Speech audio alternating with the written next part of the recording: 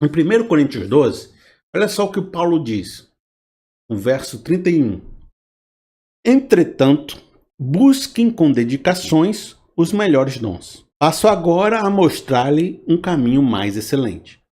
Olha, esse verso está fazendo uma transição entre o momento da carta de Coríntios para outro momento. Mas o que aconteceu antes? Paulo estava tentando administrar os comportamentos da igreja, as liturgias, a maneira de fazer os dons, a maneira de se portar, do que falar, de como não falar, do que é certo, o que é errado, as vírgulas, as filigramas.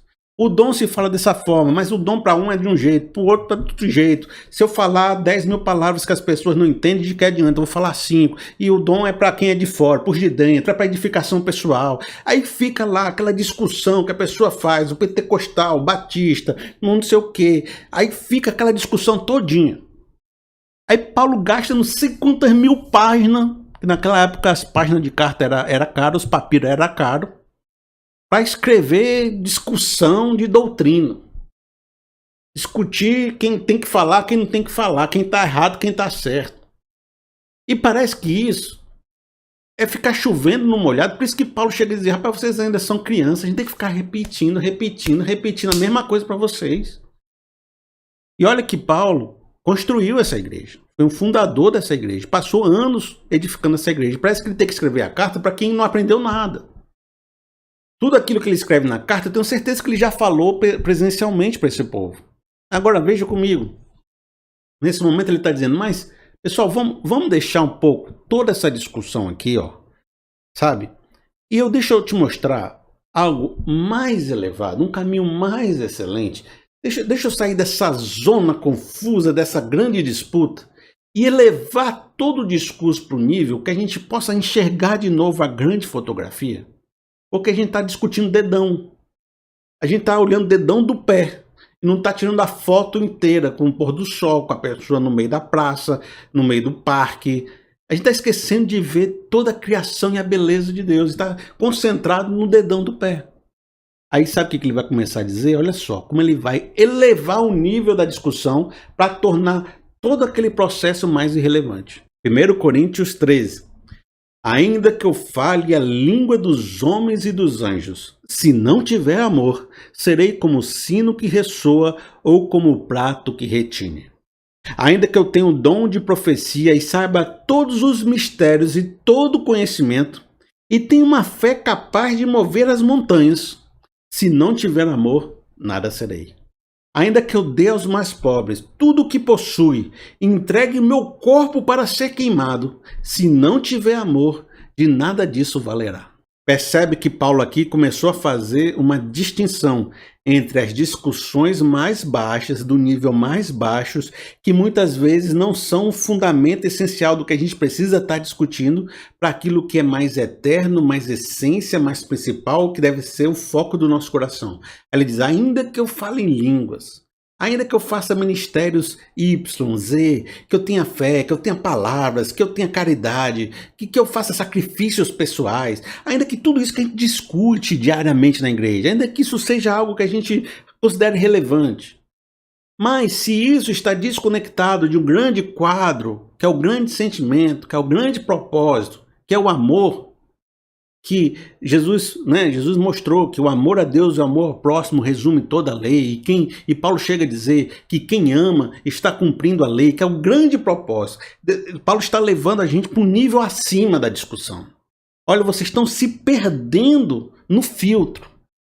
Vamos voltar a enxergar o grande quadro. Porque se a gente enxergar o grande quadro, todo o resto fica mais santificado depois. Sabe? E olha só, o que ele continua dizendo, ele continua adjetivando as características desse amor para que a gente possa entender quão grande é o que ele está dizendo. Olha só, o amor é paciente, o amor é bondoso, ele não inveja, não se vangloria, não se orgulha, não maltrata, não procura seus interesses, não se ira facilmente, não guarda rancor. O amor não se alegra com a injustiça, mas se alegra com a verdade. Tudo sofre, tudo crê, tudo espera e tudo suporta. Olha, toda vez que eu vejo passagens como essa, toda vez que eu leio essa passagem, eu me sinto um pecador. Eu me sinto pecado, porque eu olho assim, olha, tudo suporta, tudo crê, tudo espera, não se ira facilmente, não guarda rancor, não se orgulha. Rapaz, eu fico olhando isso e digo, rapaz, eu não amo. Se o amor é isso, sabe? É paciente, é bondoso, não inveja, sabe? Não maltrata, não procura os seus interesses. Eu fico pensando se eu consigo amar nesse nível. Ou se eu estou mais distante daquilo que é o propósito de Deus.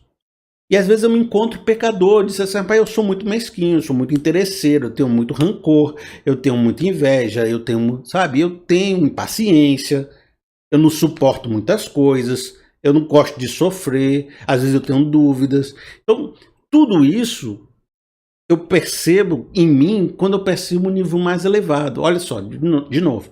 Paulo elevou o discurso para algo mais elevado. O amor, o propósito geral. Quando eu estava discutindo as filigramas aqui, eu podia estar me achando muito certo, muito cheio de razão, muito cheio de verdade. Aí quando eu olhei o nível mais alto e tudo aquilo que o amor é, pode ser que eu me encontrei agora em pecado e disse assim, rapaz, eu não sou nada mesmo não, né? Rapaz, eu ainda estou tão distante e estou aqui discutindo as coisas como se eu fosse um grande doutor, cheio de verdade, cheio de, sabe, de não me toques.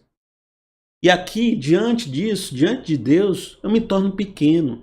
Então, um dos papéis da gente olhar um nível mais elevado, da gente olhar a grande fotografia, é perceber que a gente é pó, é perceber que a gente não é nada, é perceber quão irrelevantes são as pequenas coisas que a gente tem disputado todos os dias, é ressintonizar o nosso coração, é perceber que a gente não é essas coisas todas que a gente acha que a gente é pedir perdão a Deus, é tentar encontrar um alvo mais elevado que a gente possa perseguir e ao perseguir esse alvo mais elevado, santificar nossa vida e nos tornar melhor pessoas. Mas ele continua e algo especial ele vai dizer agora que fecha com chave de ouro toda a nossa reflexão.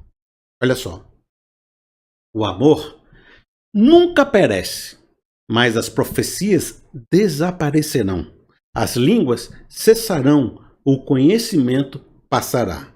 Pois em parte conhecemos e em parte profetizamos. Pois, quando porém vier o que é perfeito, o que é imperfeito desaparecerá. Quando eu era menino, falava como menino, pensava como menino e raciocinava como menino. Quando me tornei homem, deixei para trás as coisas de menino. Porque agora vemos por espelhos, em enigmas, mas então veremos face a face. Agora conheço em parte, mas então conhecerei como também sou conhecido. Agora, pois, permanecem a fé, a esperança e o amor. Estes três, mas o maior destes é o amor. A primeira coisa que você percebe é que Paulo faz uma oposição entre a visão e as coisas de menino e a maneira como um adulto percebe as coisas de adulto. Aquele que conhece de forma pequena, em parte, e aqueles que cada vez mais conhecem plenamente. E esse caminho entre o menino para o adulto é o propósito que Paulo está querendo levar as pessoas a fazer. Com esse discurso, mostrando como o nível mais elevado do amor exige uma maturidade, que a pessoa saia das coisas de criança para as coisas de adulto. Para que eu possa perceber e conhecer as profundidades de Deus, eu preciso deixar as coisas de menino e perseguir uma maturidade espiritual. Agora, de outra forma, a gente vê que, ainda assim, ele coloca que não será possível a gente alcançar plenamente, porque hoje enxergamos como espelhos, amanhã enxergaremos plenamente. Porque nesse discurso também diz que por mais que a gente estude, por mais que a gente se dedique, por mais que a gente queira conhecer todas as coisas, ainda assim a gente não vai conhecer tudo que pode ser conhecido. Porque a gente vive numa realidade que ainda não é a forma final de que Deus quer nos levar. A gente vive numa natureza caída, num homem pecador, a gente ainda é mortal.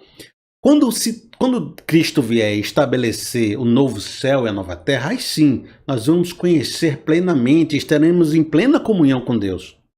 Mas hoje conhecemos em parte. Mas ainda conhecendo em parte, é importante sair de uma condição de criança para uma condição onde eu consigo perceber melhor as coisas espirituais. E nesse sentido, Paulo dá uma chave para a gente. Qual é a chave? De que muitas das coisas que eu considero importantes hoje vão passar, né? Olha só o que ele diz aqui no texto, ó. O amor nunca perece, mas as profecias desaparecerão, as línguas cessarão, o conhecimento passará. O que ele está dizendo? Olha, tudo aquilo que a gente discute vai passar. Tudo aquilo que você fica se queimando tanto, fica se desgastando tanto e se preocupando tanto com esses dons, se preocupando tanto com essas coisas, isso aí se tornará pequeno no futuro, se tornará quase nada. São discussões muito terrenas, muito passageiras. Mas sabe uma coisa que não vai passar? É o propósito geral, o amor. Por quê? Porque Deus é amor. Então Deus é que nunca passa. E se você quer colocar e sintonizar seu coração com coisas eternas, sintonize no amor, porque o amor está hoje nessa era e estará na próxima. O amor nunca vai passar, porque o amor faz parte da essência de Deus. O amor é o próprio Deus e Deus é o amor. Oi pessoal, aqui é o Felipe Seabra. Você acabou de assistir um corte dessa palavra principal que está aí no centro da sua tela. Se quiser ouvir a palavra inteira, clica aí, vai lá e dê essa força. Até mais.